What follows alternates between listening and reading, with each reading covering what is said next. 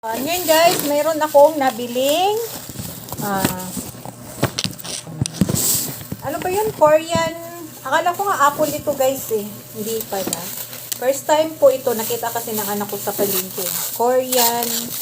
3 for 100 peso. Ayan siya guys. Ano bang pangalan nito? Akala ko nga apple eh.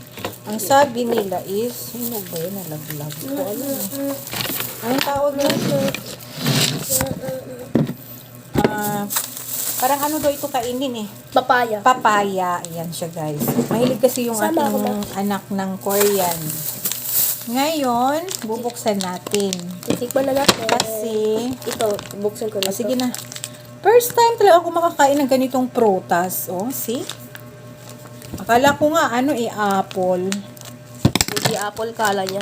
Ito, yung harapan. Dito. Ito na. Uy, hindi. Ito na. Mahirap yan eh. Hard plastic.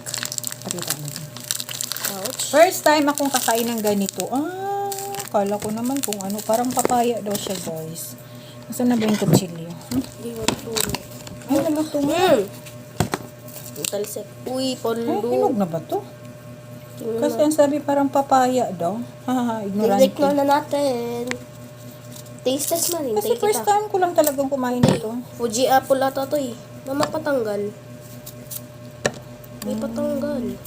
Hindi ata kinakain ng balat. Masugat ka ako na. Ano yan? Ano mo to? Mm-mm. Dito ba? Paano mo rin? Tikman Taste natin test. guys kung anong lasa.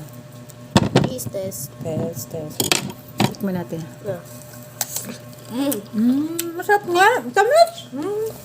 Tamis guys. Kinakain ba ang balat nito? Hindi yata mo kain kasi di ba ng gaham.